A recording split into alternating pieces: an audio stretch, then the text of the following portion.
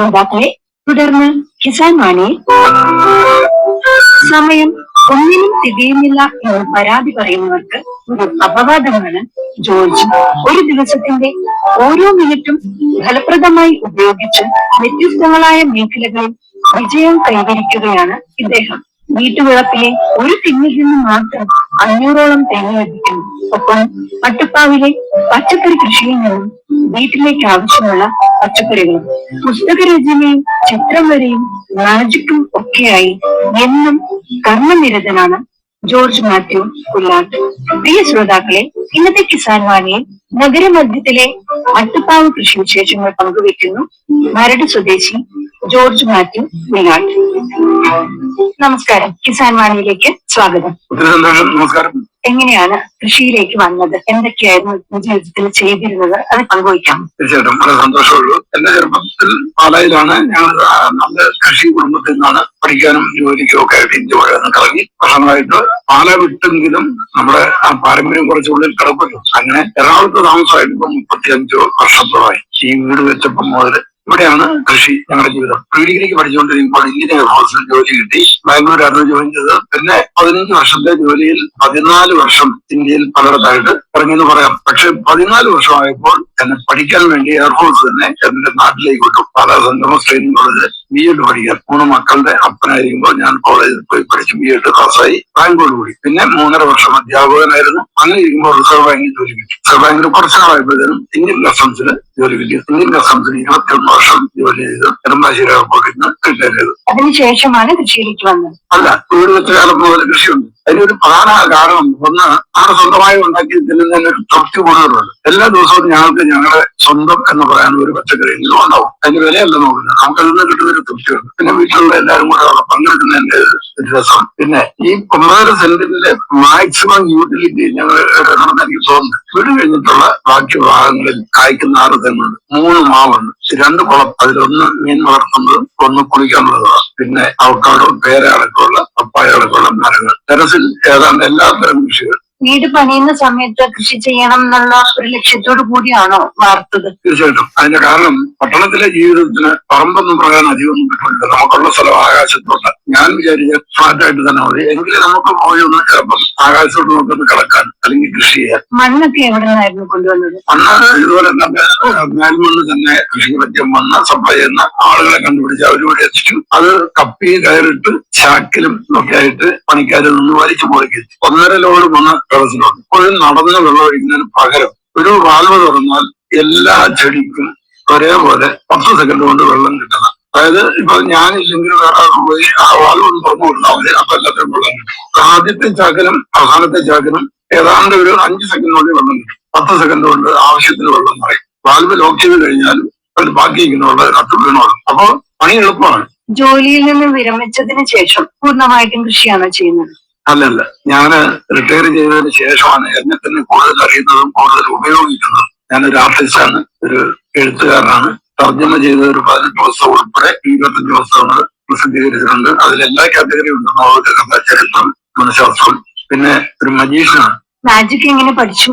ജോലിയിലിരിക്കുമ്പോൾ തന്നെ വളരെ വളരെ താല്പര്യങ്ങൾ. എന്ത് കണ്ടാലും പുതിയതായി ആരെങ്കിലും എന്തെങ്കിലും ചെയ്താൽ, ചെറിയ പിള്ളേരാണെങ്കിൽ പോലും എനിക്കറിയാത്തൊരു കാര്യമാണെങ്കിൽ അതൊന്ന് പഠിക്കണമെന്ന് എനിക്കൊരു താല്പര്യമുണ്ട്. ഇപ്പോഴും എന്റെ പ്രധാന താല്പര്യം എന്തെങ്കിലും പഠിച്ചുകൊണ്ടിരിക്കാന്നുള്ളത്. ഇതിന്റെ ഒരു അഡ്വാൻറ്റേജ് ഭയങ്കരമാണ്. തനിയാണോ എല്ലാം ചെയ്യുന്നത്? അതായത് ബാക്കി പരിചരണങ്ങളുണ്ടല്ലോ, അതൊക്കെ ചെയ്യുന്നത് തനിയാണോ? അതേ ജോലിക്ക് ആളെ നിർത്തിയിട്ടാണോ ചെയ്യുന്നത്? അതായത് 2-3 മാസം കൂടുമ്പോൾ ചെറിയ മെയിൻ്റനൻസ്, കളപറിക്കുക, അവിടെ റീഫില്ലിങ് അടക്കമുള്ള കാര്യങ്ങൾക്ക് പണിക്കാരെ വിളിക്കും. അല്ലാതെ ഡെയിലി ഉള്ള വർക്കെല്ലാം ഞാൻ തന്നെയാണ് ചെയ്യുന്നത്. അതായത് നനയ്ക്കല്, വളമിടല്, ചില സമയത്ത് കുറച്ചൊക്കെ കളപറിക്കല്. എത്രയൊക്കെ നോക്കിയാലും കള ഉണ്ടാവും. കുറച്ച് വളർത്തുന്ന ചെടിയേക്കാൾ കൂടുതൽ ഉണ്ടാകുന്ന കളകളാണ്. അത് കുറേയൊക്കെ പറിച്ചു കളയുമ്പോൾ പണിക്കാരെ വിളിക്കും. ചാക്കുകൾ ചിലപ്പോൾ കേടാവും, പുരോഗായം കേടാവും. അപ്പം മണ്ണ് മുഴുവനും പുറത്തെടുത്ത് രണ്ടാമത് മിക്സ് ചെയ്ത് വെയിലുറപ്പാണെങ്കിൽ 2-3 ദിവസം വെയിൽ കൊള്ളിച്ചിട്ട് വളം ചേർത്ത് ഫില്ല് ചെയ്യും. അപ്പോഴൊക്കെ പണിക്കാർ വരും. ഞങ്ങൾ നേരത്തെയൊക്കെ പാലായിലിടയ്ക്ക് പോയിട്ട് വരുമ്പോൾ പാലായിൽ നിന്ന് ചാക്ക് നിറച്ച് ചാണകമുണ്ട്. അതങ്ങനെയാണ് ഇവിടെ ഇതിനകത്ത് ഉപയോഗിച്ചിരുന്നത്. കുറച്ചുകൂടെ എളുപ്പമാണ് ഇപ്പോഴത്തെ കൃഷി. പിന്നെ രാസവളങ്ങള്, രാസകീടനാശിനികൾ ഞങ്ങൾ ഉപയോഗിക്കുന്നത്. പറഞ്ഞ ചാണകമാണ് വളർന്നത്. വേറെ എന്തൊക്കെ ജൈവവളങ്ങളാണ് ഉപയോഗിക്കുന്നത്? ഞങ്ങൾ തന്നെ ഇവിടുത്തെ ബയോഗ്യാസ് പ്ലാന്റ് ഉണ്ട്, അതിന്റെ സ്ലറി കുറെ ഉപയോഗിക്കും. പിന്നെ അടുക്കളയിൽ നിന്ന് ഉള്ള വേസ്റ്റ് വെള്ളം, കഞ്ഞിവെള്ളം ഉൾപ്പെടെയുള്ള കുറെ സാധനങ്ങൾ ബയോഗ്യാസിന്റെ ആവശ്യത്തിന് കഴിഞ്ഞിട്ടും ഉണ്ടാവും, അത് ഞങ്ങൾ ഉപയോഗിക്കും. കൂടാതെ ഇവിടുത്തെ കരിയിലകൾ മുഴുവനും.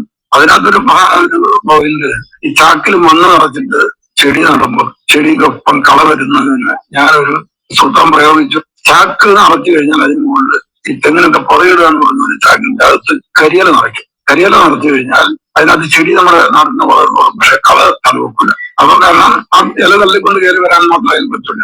അത് എപ്പോഴെങ്കിലും ഈ കരിയില നിറയ്ക്കാതെയുള്ള ചാക്കുണ്ടോ അതിനകത്ത് നിറച്ച് കള വരുന്നതാണ്. സ്വന്തം അനുഭവത്തിൽ നിന്ന് പഠിച്ചു വന്നതാണ്. അതെ അതെ, പലർക്കും പറഞ്ഞു കൊടുക്കാൻ പറ്റിയ ഒരു സാധനം. ഒന്നും മണ്ണ് ചൂടാവില്ല, കളകൾ തിങ്ങി വളരുകയില്ല. ചെടിയുടെ ചോട്ടിൽ എപ്പോഴും നനവും നിൽക്കും. ഒരു നല്ലൊരു പ്രൊട്ടക്ഷൻ. ഒരു പട്ടണ പ്രദേശം അങ്ങനെ വരുമ്പോൾ കീടങ്ങളുടെ ആക്രമണം കൂടുതലാണോ? എങ്ങനെയാണ് അതിനെ തരണം ചെയ്യുന്നത്? കൃഷി എവിടെ ഉണ്ടോ അവിടെ എല്ലാം കിടന്നുണ്ടാവും. പക്ഷെ പ്രധാനമായിട്ടും പയർ പോലുള്ള ഐറ്റങ്ങൾക്ക് ഈ മുഞ്ഞെന്ന് പറഞ്ഞ കറുത്ത പേൻ പോലെ ഒരു സാധനം കൂടി, അതാണ് പയറിന്റെ ഏറ്റവും വലിയ ശബ്ദം. പിന്നെ ഒരുതരം വെളുത്ത മിലിമൂട്ട എന്ന് പറയുന്ന സാധനം വഴുതനയിലും വെണ്ടയിലും ഒക്കെ പിടിക്കുന്നതാണ്. അപ്പൊ ഞാൻ പ്രധാനമായിട്ട് ഉപയോഗിച്ച ഒരു നാച്ചുറൽ പ്രതിരോധം തന്നെയാണ്. നീറെന്ന് പറഞ്ഞ ഒരുതരം പുളിയുറുമ്പ് സാധനമാണ്. അതിനെ ഇങ്ങനെ കൂടോടെ കൊണ്ടുവന്ന് ഈ ടെറസിൽ ഇടും. നീറിനെ പോലെ ഒരു കീടവേട്ടക്കാരനെ ഞാൻ കണ്ടിട്ടില്ല. ഞാൻ ആദ്യമായിട്ട് കേൾക്കുന്നതാണ് ഇങ്ങനെ പുളിയുറുമ്പിനെ കൊണ്ടുവന്ന് വിടുകയെന്നുള്ളത്. അത് നമുക്കൊരു ബുദ്ധിമുട്ടല്ലേ? ഇല്ല, അത് നമ്മളെ ഉപദ്രവിക്കുന്നില്ല, നമ്മൾ അതിനകത്ത് കയറുന്നില്ല. എവിടെയൊക്കെ മുന്നുണ്ടോ അവിടെ എല്ലാം പോയി അതിനെ തിന്നു. അത് കണ്ടു നീക്കാൻ തന്നെ രസമാണ്. കീടങ്ങളെ കളഞ്ഞു. അപ്പൊ ഈ പുളിയുറുമ്പിനെ എങ്ങനെ കളയും? പുളിയുറുമ്പിനെ പിന്നെ കളയണ്ട. നമ്മൾ ആ ചെടി അതിന്റെ ഒരു കാലാവധി കഴിഞ്ഞാൽ, അതായത് വിളവ് തീർന്നു കുറച്ച് മാസങ്ങൾ കൊണ്ട് അതിന്റെ ഉപയോഗം കഴിഞ്ഞാൽ തന്നെ ഉണങ്ങിപ്പോകും. അന്നേരം അതിനെ മാറ്റുമ്പോൾ ഈ ഉറുമ്പിന്റെ കൂട് വേറെ ഏതെങ്കിലും മരത്തിലോട്ടൊക്കെ മാറും. പിന്നെയും കൃഷി പോകുമ്പോൾ അതിനെ വീണ്ടും കൂടോടെ, അതായത് കടി കൊള്ളാതിരിക്കാൻ വേണ്ടി ഒരു മരത്തിൽ നിന്ന് ഒരു നീറും കൂട് എടുക്കുകയാണെങ്കിൽ നേരെ അതിനെ പൊതിഞ്ഞൊരു കൂടിനോട്ടോട്ടാക്കും ആദ്യം. എന്നിട്ട് കൂടിലോട്ട് എടുക്കാൻ മുറിച്ചെടുക്കും. ടെറസിൽ വന്നിട്ട് ഈ കൂട് അങ്ങ് തുറന്നിടുമ്പോൾ പിന്നെ അത് അതിന്റെ പണി തുടങ്ങിക്കോളും. അല്ലാതെ വേറെ കീടനാശിനികൾ എന്തെങ്കിലും ഉപയോഗിക്കാറുണ്ടോ? അത്തരം കീടനാശിനികളില്ല. ഞങ്ങൾ തന്നെ സോപ്പ്, വിനാഗിരികളൊക്കെ കുറച്ച് പിന്നെ പുകയില കഷായം, വേപ്പെണ്ണ, ഇത്തരം കാര്യങ്ങളൊക്കെ ഉപയോഗിക്കും. 6 തെങ്ങുണ്ട്. അതിന് ഇനങ്ങളൊന്നും അറിഞ്ഞുകൂടാ. ഇതൊക്കെ വീട് വെച്ച സമയത്ത് മേടിച്ചങ്ങനെ വെച്ചു. പക്ഷെ ഇതിലൊരു തെങ്ങ്, ഏറ്റവും കൂടുതൽ തേങ്ങ ഒരു വർഷം കിട്ടുന്ന തെങ്ങ് എന്നൊരു റെക്കോർഡ് ഇതിനുണ്ട്. അത് ഇന്ത്യൻ ബുക്ക് ഓഫ് റെക്കോർഡ്സിലെ എന്റെ 3 റെക്കോർഡുകളിൽ ഒരെണ്ണമാണ്. അത് ഒരു വർഷം മിനിമം 380 മുതൽ 500 വരെ തേങ്ങ എന്നാണ് കഴിഞ്ഞ 5-6 വർഷത്തെ അനുഭവം. അധികം വിളവ് കിട്ടാൻ എന്തെങ്കിലും പ്രത്യേകമായിട്ട് വളപ്രയോഗം അങ്ങനെ എന്തെങ്കിലും ചെയ്തിട്ടുണ്ടോ? ഞാനായിട്ട് ഇതിന് 10 പൈസയുടെ വളം ഇതുവരെ കൊടുത്തിട്ടില്ല. രഹസ്യം എന്ന് പറഞ്ഞാൽ അത് പ്രകൃതിയുടെ ഒരു അത്ഭുതം, ദൈവത്തിന്റെ താനെന്നല്ലാതെ വേറെ ഒന്നും പറയാനില്ല. എത്ര വർഷം പഴക്കമുള്ള തെങ്ങാണ്? തെങ്ങിന് ഇപ്പൊ 18 വർഷത്തെ ആയുസുണ്ട്. 7 വർഷം ആയപ്പോഴത്തേനും കഴിച്ചു തുടങ്ങി. പക്ഷെ കഴിഞ്ഞ 4-5 വർഷമാണ് ഇതിന്റെ പ്രത്യേകമായ വിളവ് നമ്മൾ ശ്രദ്ധിക്കുന്നത്. അപ്പോഴാണ് ഇന്ത്യൻ ബുക്ക് ഓഫ് റെക്കോർഡ്സ് അറിയിച്ചു. അപ്പം അവര് പറഞ്ഞ ഇതിന്റെ ഫോട്ടോ എടുത്തേക്ക് അങ്ങനെ ഒരു സർട്ടിഫിക്കറ്റ് ഇത് കിട്ടി. പിന്നെ ഇത് വാർത്തയിൽ വന്നതോടുകൂടി ഒരുപാട് പേര് ആവശ്യമാണ്. തൈ വേണം, തേങ്ങ വേണം. അങ്ങനെ കഴിഞ്ഞ 3 വർഷമായിട്ട് ആവശ്യപ്പെട്ടവർക്കെല്ലാം ഉള്ളതുപോലെ കൊടുക്കുന്നു. വീട്ടിലേക്ക് ആവശ്യത്തിനുള്ള തേങ്ങ നമുക്ക് വാങ്ങേണ്ട കാര്യമില്ല. ഇത് ഇങ്ങനെ കൊടുക്കേണ്ടി വരുന്നത് കൊണ്ട് കുറച്ചൊക്കെ വല്ലപ്പോഴും മേടിക്കും. കാരണം ഇപ്പൊ നമ്മൾ ഈ 500 തേങ്ങ നമുക്ക് ആവശ്യം ഇല്ല. പക്ഷെ 500 300 തേങ്ങ നമ്മളിങ്ങനെ കൊടുക്കുന്നുണ്ട്, തൈയായിട്ടും ചിലപ്പോൾ തേങ്ങ ആയിട്ടും. എന്തൊക്കെ പച്ചക്കറികളാണ് നട്ടിരിക്കുന്നത്? ചീര, വെണ്ട, വഴുതന, പാവല്, പയറ്, തക്കാളി, മത്തങ്ങ വരെ നല്ല സമൃദ്ധമായിട്ട് കിട്ടുന്നുണ്ട്. വെള്ളരി കിട്ടുന്നുണ്ട്. ഇതെല്ലാം ചെയ്യാറുണ്ട്. ഇത് കൂടാതെ ഞങ്ങൾക്ക് നല്ല ഒരു ഔഷധ കൃഷിത്തോട്ടം ടെറസിലുണ്ടായിരുന്നു. അതിനകത്ത് ഏറ്റവും പ്രധാനമായിട്ടുള്ളത് കറ്റാർ വാഴയാണ്. അത് 2-3 ചൂട് കൊണ്ടെന്ന് വെച്ചു. പിന്നെ അതിന്റെ കടയ്ക്ക് പൊങ്ങിയിരുന്ന കൂടുതൽ തയ്യായപ്പോഴെല്ലാം മാറ്റി വെച്ചു. ഒരു 10-100 കറ്റാർ വാഴ ചെടികളുണ്ട്. പിന്നെ കുറെ എല്ലാം ഞങ്ങൾ ആയുർവേദ കടകളിൽ കൊണ്ടുപോയി പറയാറുണ്ട്. ഞങ്ങൾ ഉപയോഗിക്കും ഇതിന്റെ ജെല്ലെടുത്തിട്ട് രാവിലെ എല്ലാ ദിവസവും ഞങ്ങൾ 4-5 സാധനങ്ങൾ ചേർത്തിട്ട് വെള്ളം കുടിക്കും. ഗ്ലാസ് ചെറിയ ചൂടുവെള്ളത്തിൽ ഓരോ ഗ്ലാസ് വെള്ളം കുടിക്കും. അതൊരു നല്ല ഇമ്മ്യൂണിറ്റി ബിൽഡായിട്ട് ഞങ്ങൾക്ക് തോന്നിയിട്ടുണ്ട്. വീട് വെച്ച സമയത്തൊക്കെ ഇത്ര അധികം പച്ചക്കറികൾ നടുവായിരുന്നു, ഒന്നിച്ച് നട്ടിരുന്നോ? ഇല്ല, തുടക്കത്തിൽ ഞങ്ങളൊരു പരീക്ഷണത്തിലോ കുറച്ച് വെച്ചുള്ളൂ. പിന്നെ എത്ര സ്പേസ് മാക്സിമം ഉപയോഗിക്കാം അത്ര ഉപയോഗിച്ചിട്ടുണ്ട്. പിന്നെ ഓരോ തവണ കൃഷി ഇപ്പോൾ മാറ്റി നോക്കും. ഒറ്റ ദിവസം തന്നെ 10 വീടുകളിൽ ഞങ്ങളുടെ ടെറസിൽ വീട്ടിൽ ചീര കൊടുക്കാൻ പറ്റിയിട്ടുണ്ട്.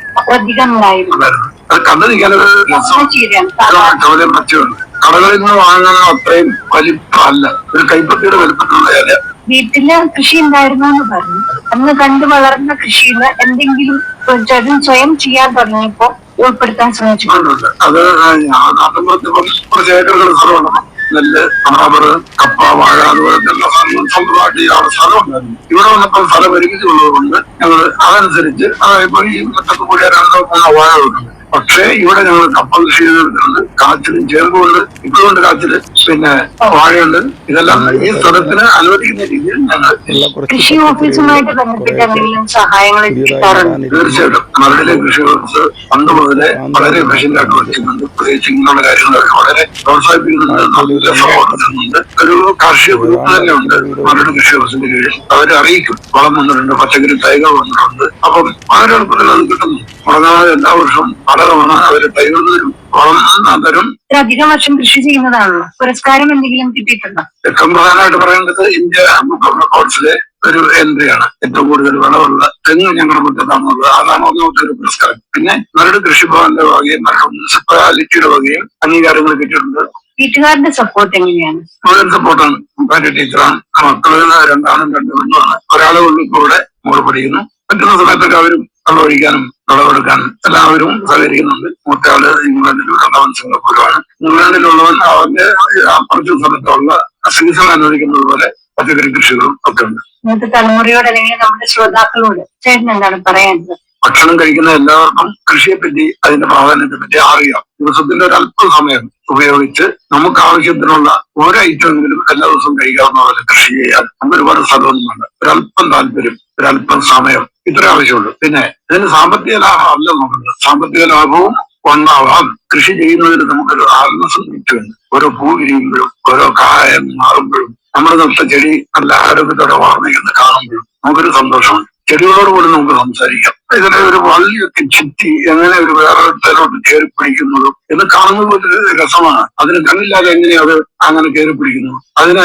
നോക്കിയിട്ട് ചെന്ന് വേറെ ഒരിടത്തിലോട്ട് ചാരുന്ന പോലെ പോകുന്നു. ഇതൊക്കെ കൃഷിയിലെ പാഠങ്ങളാണ്. പുസ്തകം എഴുതാനും പടം വരയ്ക്കാനും മാജിക് അവതരിപ്പിക്കാനും കൃഷി ചെയ്യാനും എങ്ങനെയാണ് ഇതിനൊക്കെയുള്ള സമയം വിനിയോഗിക്കുന്നത്? അതിന് പ്രത്യേക സീക്രട്ടൊന്നുമില്ല. ചിലരെന്നോട് ചോദിക്കാറുണ്ട്, തനിക്ക് ഒരു ദിവസത്തിൽ 24 കൂടുതൽ മണിക്കൂറുണ്ടോ എന്ന് ചോദിക്കും. ഞാൻ പറയും ഒന്നുമില്ല, ഞാൻ നിങ്ങൾ പാഴാക്കി കളയുന്ന സമയമാണ് ഞാൻ ഉപയോഗിക്കുന്നത് കൂടുതൽ. നിങ്ങൾ കൂട്ടുകാരോടൊപ്പം കവലെ പോയിരുന്നോ ടിവിയുടെ മുമ്പിൽ ഇരുന്നോ വെറുതെ ഉറങ്ങിയാൽ കളയുന്ന സമയമാണ് ഞാൻ ഉപയോഗിക്കുന്നത്. ഒന്ന്. രണ്ടാമത്, എനിക്ക് ജോലി എടുത്ത് മടുക്കാന്ന് പറഞ്ഞൊരു അവസരം ഇതുവരെ ഉണ്ടായിട്ടില്ല. ചുമ്മാ ഇരുന്ന് ബോറടിക്കാന്ന് പറഞ്ഞൊരു പ്രശ്നമില്ല. അതുകൊണ്ട് എന്നെ സംബന്ധിച്ച് എവറി മിനിറ്റ് ഈസ് ഫ്രൂട്ട്ഫുൾ. ഇഷ്ടം പോലെ കാര്യങ്ങൾ ചെയ്യാൻ എല്ലാ കാര്യങ്ങളും ചെയ്യുന്നവർക്ക് എന്തൊക്കെ സമയമുണ്ട് എന്നുള്ളതാണ് രഹസ്യം. കൃഷി സംബന്ധമായ സംശയങ്ങൾക്ക് ശ്രോതാക്കൾക്ക് വിളിക്കാനായിട്ട് ചില നമ്പർ ഒന്ന് പറയാമോ? എന്റെ ഫോൺ നമ്പർ 94 00 44 11 77. ആവർത്തിക്കാം, 94 00 44 11 77. ഇത്രയും നേരം ആകാശവാണി ശ്രോതാക്കൾക്ക് വേണ്ടി കൃഷി അനുഭവങ്ങൾ പങ്കുവച്ച ജോർജ് ചേട്ടനും കുടുംബത്തിനും ആകാശവാണി കൊച്ചി എഫ്എമ്മിന്റെ പേരിൽ എല്ലാവിധ ആശംസകളും. ഞങ്ങളുടെ ഈ ചെറിയ കൃഷി വിശേഷങ്ങൾ പങ്കുവെക്കാൻ സന്മനസ് കാണിച്ച ആകാശവാണിയോട് ഞങ്ങൾക്കുള്ള സന്തോഷം അറിയിക്കുന്നു. ഇതുവരെ നഗരമധ്യത്തിലെ മട്ടുപ്പാവ് കൃഷി വിശേഷങ്ങൾ ശ്രോതാക്കളോട് പങ്കുവച്ചത് മരട് സ്വദേശി ജോർജ് മാത്യു പിള്ളാട്ട്.